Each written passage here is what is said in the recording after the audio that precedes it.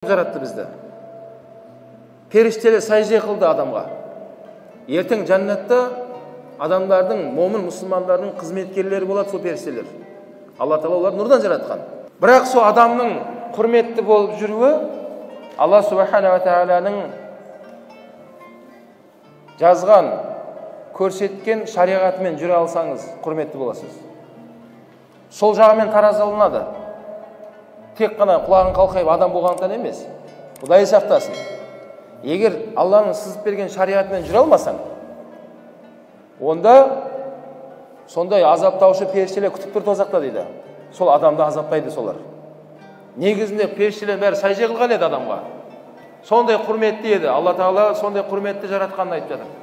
Уалақад каррамна бани адам. Біз адам баласын құрметті жараттық деді. Содан түсіп кетпейік бауырлар.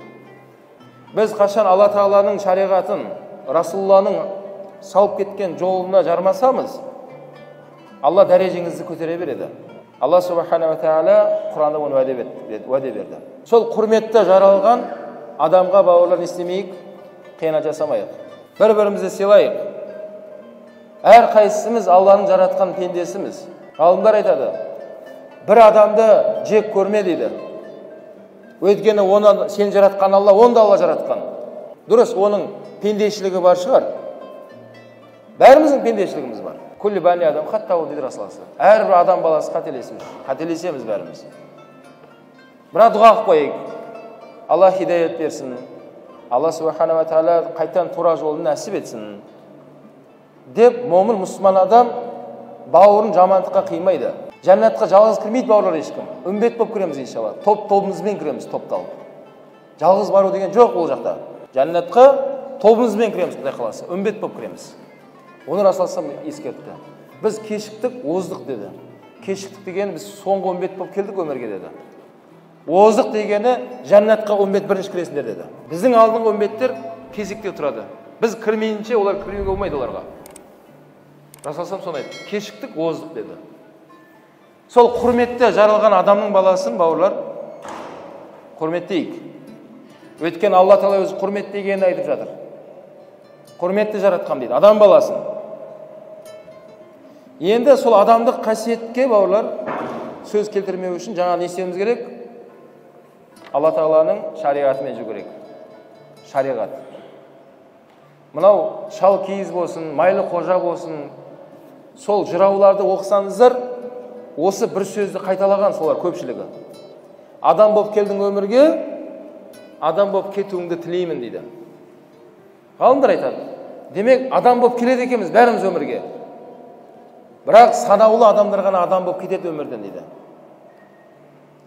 Ол кімдер олар десеңіз? Алланың шариғатын ескеріп, арам дегенін арам деп тыйылған адамдар, Алланың бұйырғанын орындап, мынау жалған өмірде, соқпақ өмірден өтіп шыққан адамдар адамдар екен солар дейді. Алланың шариғатын ескермегендерді адам санатынан да шығарып жүріп жатыр. Сол үшін адам болып кетуіңді тілеймін дейді. Енді сол адам деген, Алла адам деген затқа біздер не істемейік бауырлар, сөз келтірмейік. Ертең қияметте сол адам баласына берілген нығметтен сұраламыз бәріміз. Сумма юс'алу яума изин анин наим. Ертең қияметте әрбір нығметтен сұраласыңдар дейді. Ана қорада тұрған жануар сұралмайды. Неге? Өткен ода не жоқ? Ақыл парасат жоқ ода. Ол бейшарада нәпсі бар. Бірақ сол жануардың өзі адам үшін жаратылған. Енді аят жалғасып жатыр. Уалақад каррамна бани адам ва хамаллахум фил барри вал бахр дейді. Біз адам баласын құрметтіп жараттық, жаяу жүрмесін деп көліктендіріп қойдық олар дейді. Құрлықта да, теңізде де көліктендіріп қойғам дейді Алла Тағала. Жаяу жүрмесін деп. Түсінесіз ба? Қазір қарап отырсаңыздар, көлікпен жүрміз бәріміз. Оны кім жаратты? Міне жаңа Исра сүресінде Алла айтып жатыр. Ва хамаллахум фил барри вал бахр. Біз ол пенделерімізді құрметтіп жаратып қоя салған жоқпын дейді. Жаяу жүрмесін, қиналмасын мына өмірде. Емін еркін мынау соқпақ өмірден өтіп кетсін деп көліктендіріп қойған оларды дейді. Теңізде не бір алпауыт кемелер қазір сүзіп жүр. теңізде кемелер батпайды суға. Ұшақтар ұшып жатыр. Міне кеше қажыларымыз Аллаға шүкір 7 сағатта ұшып барды, 7 сағатта ұшып қайтты. Тікелей ұшақпен. Қандай нығмет Алланың берген. Аллаға шүкір сол заманды көріп бізге нәсіп етті. Құнанбай қажылар солай қажылыққа барған кезде анау атпен, түйемен, өгізбен жетем дегенше қажылықтан кешіп қалған бұлар. Барсақ қажылық маусымы өтіп кеткен. Өйткені қажылық маусымы тек қана Зулхиджа айында ғана болады. Зулхиджаның 9-ында Арафатта кім тұрды, ол қажы бол. Одан кешіктің ба, болды, сен кейінгі жылға қала бересің. Құнанбай қажылар барам дегенше, ырғатылып жүріп барғанша маусым өтіп кеткен. Ұшақ жоқ, ұшып баратын кезде. Сөйтіп олар не істеген? Келесі жылға шейін күткен сияқты жүрген. Сабыр еткен, қиыншылық көрген. Сол кейінгі жерлестеріміз, отандастарымыз қиыншылық көрмесін деп Құнанбай қажы сияққа не соққан? Қонақ үй соғып кеткен. Қазір менмін деген байларың ояқа үй соға алмайды. Қонақ үй етпей қойын. Үй соғуға шамалар жоқ. Бабаларымыз қандай болған? Қонақ үй соғып кеткен. Әйтеуір елден келетін біздің көрген қиыншылықты солай көрмесін. Мына жерде әркім есігінде жүрмесін деп қонақ үй соғып кеткен сол Құнанбайлар. Алла субхана ва тағала бауырлар сондай көліктендіріп қойған айтты. Біз ол көліктен сұраламыз ертең. Көлігіңіздің несін беріңіздер, хаққысын беріп жүріңіздер. Ол көлік қайырлы жаққа жүрсін. Сол көліктің ішінде адамның денсаулығы бірінші көлік дейді. Денсаулық бар ғой, дене бітіміңіз сіздің. Алланың берген денсаулығы, ол жаңағы айтылып жатқан көліктердің ішіндегі теңдесі жоқ көлік ол. Өткен мына денсаулық төзімді қып жаратқан Алла Тағала. Төзімді, Құдайдың құдіреті. Қазір күн ыстық болған кезде ішіңізде салқын ауа жүріп тұрады. Күн ертең су аяз соққан кезде ішіңізде температура өзгереді де ыстығың шығып жүреді. Аузынан бу шығып тұрады. Қыстың күні аяз соғып тұрады десе. Ух десең не шығады аузынан? Қазір ух десең аузынан не шығады? Бу шықпайды. Қазір кондер қосылып тұр қазір. Бұны кім регулировка жасап жатыр? Қай жерінде кнопка бар сен? Сон қай жерінде не басып жатырсың? Ешкім сен істей алмайсың. Алла Тағала солай жаратты бізді. Сол денсаулыққа бауырлар мұқият болыңыздар. Ол көліктен ертең сұраламыз. Ол көлікті Алла субхана ва тағала денсаулық, дене бітім көлігімізді міне жұма намазға келу үшін жаратты. Намаз оқу үшін жаратты. Ата-ананың қызметінде жүру үшін жаратты. Кағбаға барып тауап жасау үшін жаратты. Яғни мына қысқа өмірде 40 парызымызды емін еркін орындап алсын деп берген көлік ол. Міне кеше кездесу болды, әлі күнге шейін біз өткенде айтқан едік бір дәрісімізде, әлі сол сұралып жатыр менен. Травматолог деген бәлені айтыңызшы дейді. Құрметті жастар, айтарым, күлмеңіздер. Мен күлетін нәрсе айтқан жоқпын. Пәлекетті сен аузыңа алма. Түсінсің ба?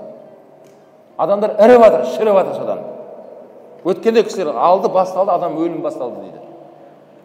Оны іше бергендіктер мынау ет сүйектен ажырап жатыр. Денесі шіріп жатыр да адамның ше. Жап-жас балалар. Жауап бересің Құдайдың алдында ертең. Сенің негізінде өлшеп берген өмірің бар еді ғой. Өлшеп берген өмірің бар еді. Сен өзіңнің, Алла Тағала Құран кәрімде айтады, сендер өлімге алып барған жолды ұстанбаңдар дейді аятта. Негізінде мынау денсаулықтың қадірін білсең, иншалла бәріміз ұзақ жасаймыз Құдай қаласа. Расулаллах айтқан, үмбеттің жасы 60 пен 70-ің арасы деп айтқан. Алла өмір берсін бәрімізге. 60 қайда, сенің жасың қайда? Неге ажалға жүгіріп жатсыңдар? Не нәрсе ол? Құдайдан қорқайық бауырлар. Және айтамын, мына денсаулық менікі емес, мына дене сіздікі емес. Бұл Алланың берген мына өмірдегі құлшылық жасауға мініп жүрген көлігің сенің. Ажалың келген кезде өлім періште жағыңды аузыңнан шығарады. Денең солқ етіп құлайды, денеңді апарып топыраққа көмеді. 40 күннен кейін туыстарың 40-ыңды береді сенің. 40 деген сөз бүткіл ет ағып, сүйектен ағып бөлінетін күн, өте ауыр күн. Көз алың елесетті, әдемі мына түрің ағып кетеді ертең сен. Жоқсың сен. Еттің бәрі ағып 40 күннен кейін топыраққа сіңеді. Әрмен қарай сол сүйегің шірейді соның ішінде. Яғни уақытша берілген көлік бұл. Сол үшін бауырлар, денсаулықты сақтайық. Жастар айналайын. Айтпады демеңіздер, мұны айту міндет біздің. Әркім денсаулығы өзіне. Ондай денсаулық кеткен жастардан қандай ұрпақ келеді ертең өмірге? Өйткені жігіттер айтып жатыр. Жылқыға берген кезде де бір аяғы жоқ құлындар туылып жатыр дейді, Құдай сақтасын. Жылқының өзінің баласы дені сау емес дейді. Ана көкпарда береді екен да сол бәлені. Ол көкпарда бейшара ат дейді, ес түсін білмей шабады дейді. 2 жылдан кейін шаруасы бітеді бірақ дейді. Арам нәрсе де оның бәрі. Оны сатқан адамға да арам қылып беріп жатсың да сен малыңды. Ол бейшара да бір ниетпен алып жатқан шығар сен жылқыңды. Осы асыл тұқымды бестім, жақсы жылқы екен деп, соңғы ақшасына сен жинап берді де саған арам болды соның бәрі. Неге? Сен арамдықпен сатып жатсың оған жылқыны. Білесің, 2 жылдан кейін жылқы тоқтайды. Бірақ айтпайды да ол жағын. Оған не беріп жатқанын, ол жылқы қандай мықты болып тұрған жағын айтпай жатыр. Енді жылқының жануардың баласының өзі жаңағыдай кемтар болып туып жатқан болса, адам баласы не болады ертең онда? Бұл қалай болады? Қыз өсіріп жатырмыз, ұл тәрбиелеп жатырмыз. Ертең қызымыз тұрмысқа шықса, ана күйеу бала сондай өшіп қалған болса, оны қайдан білеміз біз? Қиянат қой менің қызыма. Немереме қиянат қой. Сіздің де немереңізге қиянат болады. Біреудің сондай наркоман баласына кім қызын береді? Қайдан қорықпайсыңдар ма? Сол үшін және ескертейін бауырлар, бұл арам нәрсемен айналыспаңыздар. Мынау денені Алла Тағала бізге жаратты. Аллаға емін-еркін құлшылық жасау үшін, субханалла. Жасап ал. Ертең жасай алмайтын уақыттар келеді. Барзақ әлемі келе жатыр бәрімізге. Қабір әлемі келе жатыр. Күннен күн өткен сайын жақындап жатыр, оған ол бізге жақындап келе жатыр. Сол барзақ әлеміне кіреміз бәріміз, ертелі кеш. Ол жерде намазда оқи алмайсың, трамадол ташамайсың. Бәрі тоқтайды. Кім қалай өмір сүрді, тек есеп бересің ол жерде. Не азап болады, не рахат болады. Расастамайды оны. Үшінші нәрсе болмайды дейді. Не жәннаттың бақшасы болады деді. Қиямет дейсің рахаттанып күтіп жатасың деді. Немесе тозақтың шұңқырының біреуі болады деген, азапталасыңдар отта деген. Алла сақтасын. Сол үшін денсаулық бауырлар, бұл бізге емес. Бұл Алланың мүлкі. Мүлік Алланыкі. Бәлкім Алланың жаратқан жаңағы көлігін мінейік, орнына пайдаланайық, уақыт санат келген кезде аманатты тапсырамыз иншалла. Біз ризықтардың ішіндегі ең дәмдісін адам баласына бердік дейді. Разақнакум минат тойбат дейді. Ана қарбыздың ішіндегі тәттісін жеп аласың да қабығын қайда бересің? Малға бересің. Сол мал жануар соған да риза болады. Әттең ода ақыл болғанда біз сияқты. Әкеңді сыбап тұрып боқтайтын еді. Неге ұятсыз адамсың? Жұмысын бәрін істеттің, кешке дейін есек қып істедің. Кешке дейін шаршадың. Ұялмайсың ба? Ішіндегі тәттісін жеп жатсың сен. Сыртында қабығын маған бергенге ұялмайсың ба? Айта алмайды бейшара. Оған ми де жетпейді оның. Өйткені ода не жоқ? Ақыл жоқ. Алла соны айтып жатыр. Біз адам баласына мына өмірдегі ең тәтті, ең таза нығметтерді беріп қойғанмын дейді. Ең таза нәрсені бірінші сен қолданасың. Кез келген нәрсені. Бізден қалғаны ары қарай кетеді, мусорға кетеді, не малға кетеді, не мына жаққа кетеді. Соның өзіне олар риза болады. Сол ризықтарды бауырлар арамдамайық. Жеп жатқан Алланың беріп жатқан ризықтарын адалдап жейік. Сол нан үйіңізге келеді бәрібір. Бірақ уақыт сағаты келмей тұрған болса, не істесің де оны келтіре алмайсың. Адамдар асығып оны арам жолмен келтіріп жатыр. Бір кісі сол Құдай үшін деп түйе садақа берем деп ниет қылған ғой. Түйесін жетектеп келе жатсаң, бір мұсапар, бір міскін адам көрінсе беремін ғой деп келе жатқан ғой түйесін жетектеп. Сөйтіп, мешіттің дауысын азанды естіп қалып, мешітке жақындап намазымды оқып алайын. Сол намаздан кейін жаңа түйемді әрмен қарай жетектеп, мұқтаж болған адам табамын да қолына беремін деп ниет қылып келе жатыр ғой жаңағысы. Сөйтіп, мешіттің алдынан талға түйені байлайды, намазға кіріп келе жатыр енді. Намазды оқып алайын деп. Келе жатса, сол мешіттің есігінің алдында бір қайыршыны көреді. Сөйтіп, ана кісі сәлем беріп, ойлап өтеді. Мен іздеген адам мына жерде отыр екен ғой. Намазымды оқып алайын, ішінден де, бірақ оны айтпай жатыр. Намазымды оқып аламын да, шыққаннан кейін мынаған бірақ айтайын. Түйемді саған беремін деп айтайын деп, ниет қылып кіріп кетеді мешітке. Намазын оқып, құлшылығын жасап шықса, жаңа қайыршы да жоқ, түйе де жоқ дейді. Жоқ. Жаңа көкеміз, мен қолыммен әлі берген жоқпын ғой ешкімге. Мен өз-өзім алдамай ақ қояйын. Мен ниет қылған түйемді әлі берген жоқпын ешкімге. Деп үйіне барып, қайттан ақшасын жинап, ниет етіп, баласын базарға жібереді. Балам, түйе сатып алып кел. Мен Құдай үшін түйе деп айтып қойдым. Сөйтіп баласы базарға барып түйе алып келеді. Алып келсе, анау ұрлап кеткен түйесін қайттан алып келеді да. Мешіттің алдында байланып тұрған. Мына түйе менікі қайдан алдың? Десе, базардан сатып алдым. Танисың ба, кімнен алған? Танимын. Екеуі асығып базарға барса, баяғы қайыршы дейді. Бұл намазға кіргенде түйені сүйреп кеткен ғой. Сол кезде ана кісі айтты деді. Пенде деген ғой.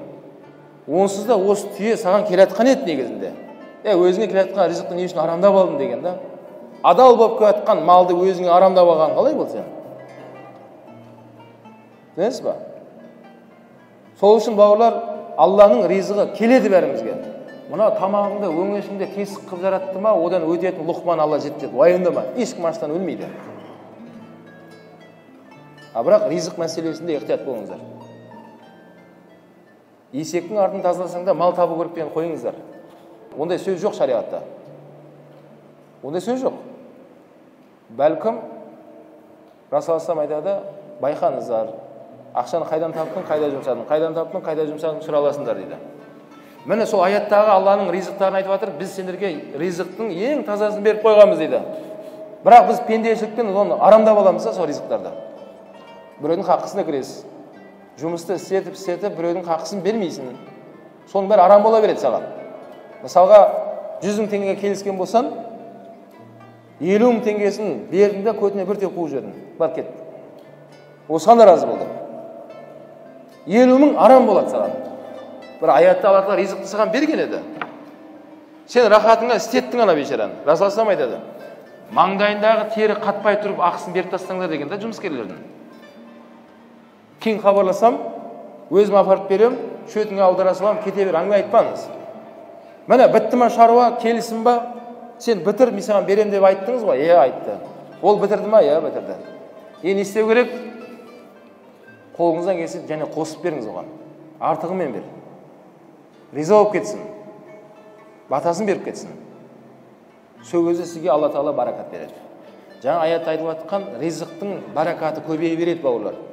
Біз бір нәрсенің қазір кішкене аңғармай жатырмыз. Адамдар қазір санға жүгіріп жатыр. Баракатқа емес. Ойлайды, мен көп жұмысты аша берсем дейді, көп ақшам көбейеді деп ойлайды адамдар. Жоқ, сен оны дұрыс. Бір қабілетің жетіп жатса, жаңағыдай бизнестер бірнешені ашуға аша бер. Бірақ оны адал жолмен ашсаң, баракат көбейеді, әңгіме осы жерде де. Немесе бір саламен келетсің да, сен оның көбейет жағын ойлағың келсе, баракатын ізде. Қайтсен берекелілігін айналдырамын мына кәсіпті. Сол жетеді саған, ұрпағыңа жететін кәсіп болады саған иншалла. Уайымдама ешқандай. Адамдар ойлайды, мына жерде мен барынша ақшамды көбейтсем, байып кетем деп ойлайды да. Біреудің хақысына кірдің бе, байымай, сен проблема кіріп жатсың. Сондай жылдап жинаған ақшаңды бірақ күнде төлеп құтыла алмай қалатын пәлекет шақырып жатсың сен өзің, ана жақта жатқан. Пәлекет шақырма үйіңе. Ол қандай пәлекет болады, оны бір Алла біледі. Бала шағаңа қатысты бола ма ол, денсаулығыңа қатысты бола ма, оны Алла біледі. Қандай пәлекет келе жатқан сенің басыңа. Сол үшін бауырлар, момын мұсылман адам жаңа Алланың беріп жатқан ризығын арамдамайды. Адал болсын бәрі. Адал еңбек ет, біреудің хақысын жеме. Ол қателесіп артық ақша саған беріп жатса да алма. Бауырым, сенікі мынау, мынау менікі. Бауырым, сен қателесіп жатсың деп қайтарып беріңіз ақшасын. Таксистер болса, машинеде біреудің сөмкесі қалып кетсе, Құдай берді деп арғайып жоқ кетпе. Қайтарып бер ананың сөмкесін. Расул айтады, мазлумның дұғасын алып қолдан сақтаныңдар дейді. Мазлум деген жапа шегушілер. Ол сөмкесін ұмытқан адам жылайды, ол қарғайды сені. Оңбаған екен деп. Біліп тұр ғой қайда түсіп қалғанымды. Осы жерге келсем, мен осы жердемін ғой, үйімді де көрді. Дүкенімді де көріп тұр ғой, оңбаған екен деп қарғайды сені. Ол қарғыс ғалымдар айтқан, Құдай сақтасын, 7 ұрпағыңа кетіп қалуы мүмкін дейді. Сенен кейінгі 7 ұрпақ пәлекетте ұшырап жатыр. Бұл пәлекет қайдан келді десе, Сол ана кісіден келген пәлекет. Қарғаған ғой. Sonra салсам ескертіп жатыр. Адамдардың қарғысын алып қолдан сақтаныңдар дейді. Бәлкім не істеу керек? Таксист болсаңыз не істеңіз? Не істеу керек? Не істеу керек? Ау? Сөмкесі қалмады жарайды. Не істеу керек? Разылық үшін ал. Разы болатындай қызмет көрсет. Риза болып кетсін ол. Төлеген ақшасына разы болатындай қызмет көрсет оған. Кейде таксисттер бар, ұялмай темекі шегеді. Артындағы бейшара десе, барып түсіп қалсашы дейді. Мен мұрным қышып жатыр дейді. Мен шегетін уақытым келді, мен шегуім керекпін дейді. Демек, салонда мысалға сіз жалдадыңыз ба? Болды, ол сіздікі. Таксидің хақысы жоқ, ана шофердің шариғат бойынша машина менікіді, мен өзім білем деген хақысы жоқ. Өйткені ол ана түсіп қалғанға шейін. Өйткені несін төлеп қойды ғой. Машинаның ішіндегі салон кімдікі енді? Кімдікі? Клиенттікі. Сен соған бағынышты боласың енді. Құран қойып қой десең, Құран қойып қой, саған уәжіп болады. Демек, машина менікі, мен өзім білем деген әңгіме жоқ. Ал ана түскен адам, оңбаған екенсің деп, налым түспесін машинаңыздан. Риза болып түссін. Ой, рахмет, сен сияқты таксисті бірінші мәрте көрдім мен. Не деген молодецсің деп, дамиық бауырлар, дамиық. Мен Европаны көргем. Таң қаласың, таксилерінде отырған кезде су қойып қойған, салфетка қойып қойған. Тағы не, құдай-ау? Әдетте адамға керек нәрсенің бәрін салонға қойып қойған. Бәрін пайдалану сен үшін бәрі. Ояқта таксилер дамып кеткен солайынан.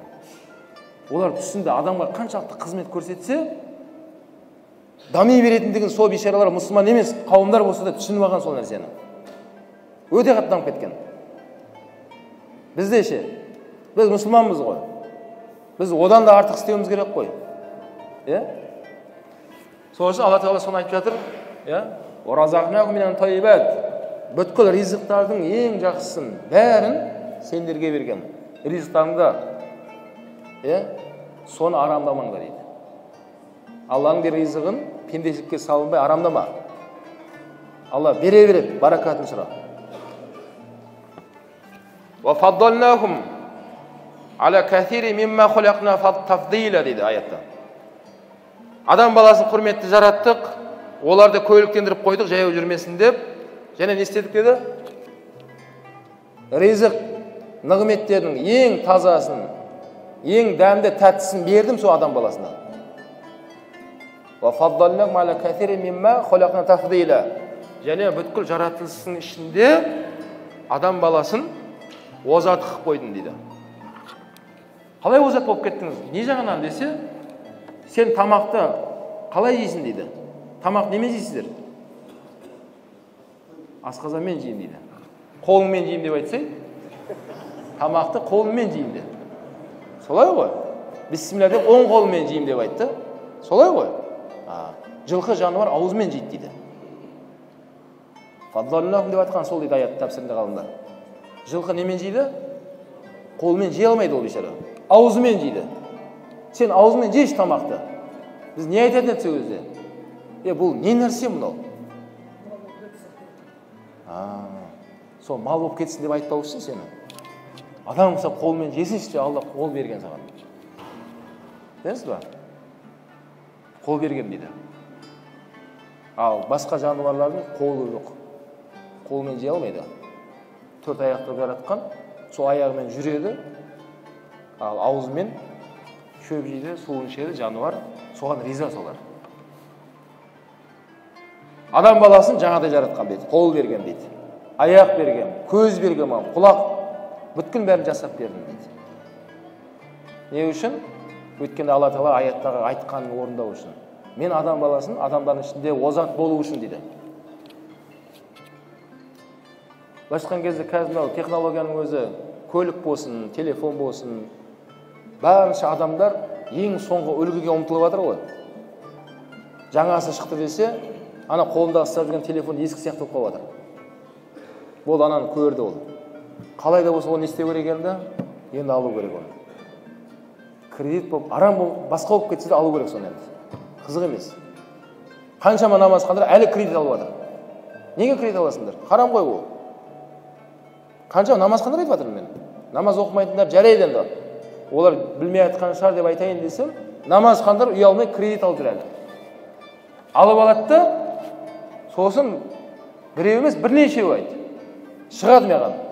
Ұстаз дейді, дұға қойыңыз дегеннен бастайды да, артынан айтады, сондай бір спонсорларыңыз болып жатса дейді, бір ауыз айтсаңыз дейді.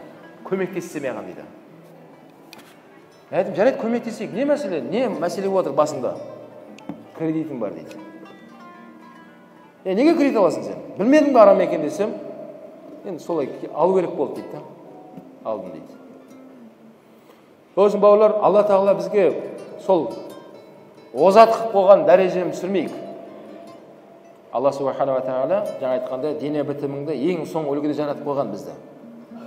Сен дүниеге қызығып жатсың. Бірақ ең соң үлгідегі денсаулық сенде негізінде. Мына технология қияметке шейін дами беретін шығар. Бірақ бәрібір де роботтар жасап жатыр қазір. Құдай сақтасын, енді болашақта мына кетісімен білмеймін енді. Ана үйленбейтін бойдақтарға да қиын сынақтар келеді. Робот қатындар жасап жатыр. Робот еркектерді жасап жатыр. Настройкасы бар, кнопкасы бар, басасын. Қалаған нәрсені істейді екенсің. Кейін зарядка қойып қояды екенсің. Сөз қайтармайды екен. Миыңды шағып, қаның ішпейді екен. Айтқаның істейді екен. Осыны сұраныс бар осыған қазір. Мен айтатқан ана робот қатынға. Бұл барып тұрған адамдық жаратылысқа, Алла Субханала Тағаланың жаратылысына қарсы шығу деген мәселе болар. Күтәт болыңдар. Жарайды, қанша жерден сол робот қатын жаратса да бар ғой, үйдегі анау жақтырмай жүрген қатыныңа ешқашан жете алмайды ол. Қандай дамып кетсін сол қатын? Ешқашан ол жете алмайды. Оның бойында не жоқ? Мейірімдік жоқ. Сен көңілің қарау жоқ одан. Міне, бұл азғындыққа ұшыраудың шегі келе жатыр қазір. Бұның бәрі қиямет белгілері олар. Қияметтің белгілері, қиямет өте жақын. Мынау Құранда айтады, иқтараба саата шаққал қамар дейді. Садақаллаху алейхи. Алла Тағала айтады, қиямет жақындаған кезде ай екіге бөлінеді деді. Ай не істейді? Иқтараба деген сөз өте жақын сәтті қолданып отыр аятта. Қиямет өте жақындаған кезде ай екіге бөлінеді деді. Сол айдың екіге бөлгеніне қазір 14 ғасыр болды. Бұл пайғамбар алейхиссалам заманында болды. Мекке мүшриктері пайғамбарымызды ортаға алып, пайғамбар болсаң бізге мұғжиза көрсет деді. Мұғжиза деген адамдар әдетте істей алмайтын амалдар. Кейін Расул айтты, мен де Алланың жаратқан пендесім деді. Мен де істей алмайын деді. Оны істейтін Алла деді. Мен Аллаға дұға етіп жалбарынам деді. Оны Алла орындайды деді. Не сендерге мұғжиза көрсетейін деді. Түнгі уақыт еді деді. Сөзде жаңа Мекке мүшриктердің басшылары бір-біріне қарап ойланып тұрды, аспанға қарап толған ай, Бәдір айы дейді. Сол толған Бәдір айына қарады да, мынаны бізге екіге бөліп көрсетші деді. Егер шын пайғамбар болсам. Сөйтіп пайғамбар алейхиссалам Аллаға дұға етті да, айды екіге бөліп екі жақ қойып қойды былайынан. Кәдімгі ай екіге бөлініп, екі жақта тұрды осылайынан. Біреу мына жақта, біреу мына жақта. Бірнеше уақыт тұрды осылай. Кейін Расул қайтадан екеуін қосып қойды. Енді иманға келіңдер. Айттыңдар ғой деді. Олар айтқан еді, егер мұғжиза көрсетсең, біз саған иманға келеміз, сенеміз саған деп айтқан еді. Сөйтіп олар тұрды да, біздің көзімізді сен гипнозладың ба, сиқырладың ба, біз қоя тұрайық деді. Біз жақын арада керуендеріміз келеді деді. Шамнан келетқан керуен бар деді. Олардан сұрайық деді. Олар да көрген болса осы жағдайды, одан кейін иманға келеміз деп кейінге қалдырды. Расул жарайды сұраңдар деді. Сөйтіп бірнеше айдан кейін жаңа керуендер келді, сол айтқан керуендері сырттан. Оларға айтпады, жай сұрады. Осыдан осындай аялдың шамамен түнгі уақытта бір нәрсе байқамадыңдар ма деп осындай тонмен сұрады да. Жаңағы керуеннен келген жаңағы Құрайыштар жамырап сөйледі бәрі. Біз керемет нәрсе көрдік деді. Не көрдіңдер? түнде осы шай ішіп әңгімелесіп отырғанбыз, от жағып дейді далада.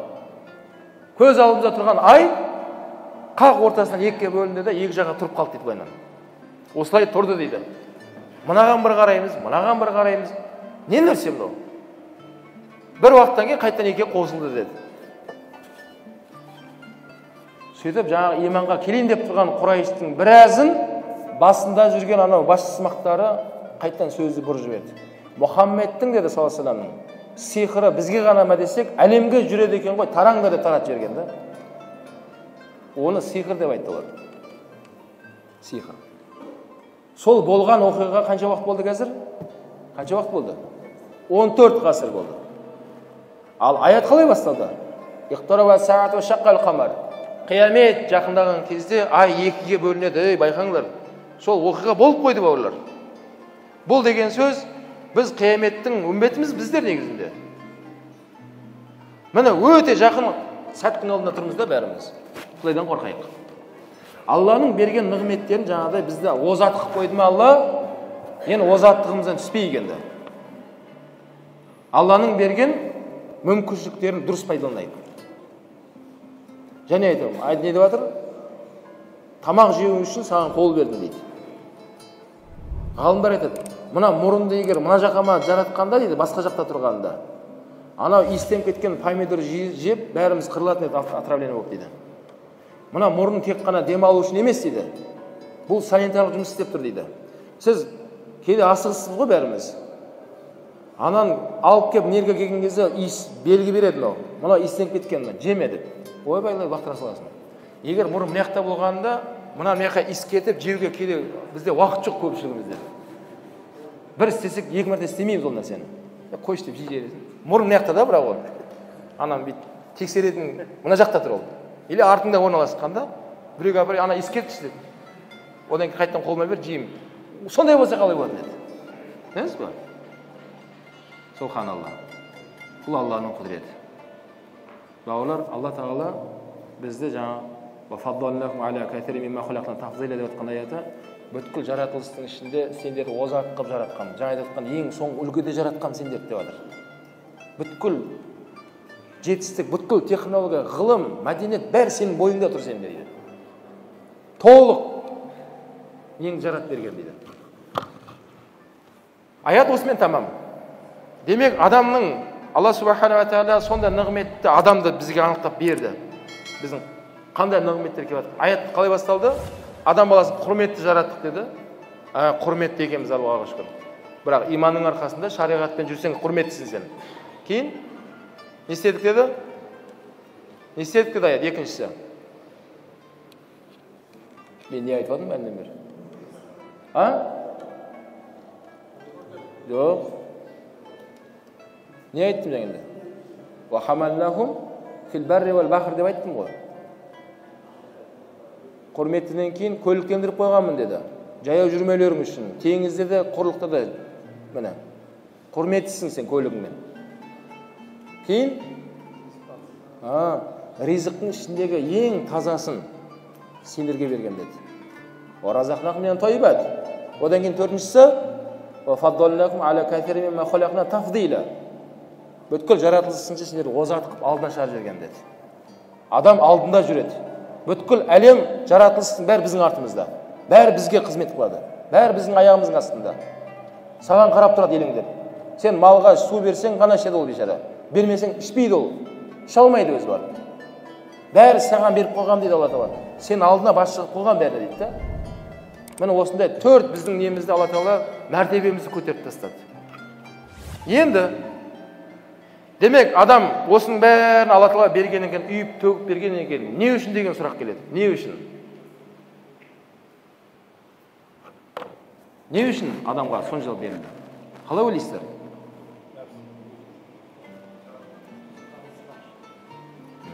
Демек, Алла субхана ва тағала адам баласын өзіне құлшылық үшін жаратты. Жаңа бәрі соншама нығметтердің бәрі айналып келген кезде адамға жасап берген Алла. Енді адам түсінді, мен не істеуім керек десем, Алла енді аятта айтып жатыр. Дейді? Жындар мен адамдарды өзіме құлшылық жасаулары үшін жаратқанмын дейді.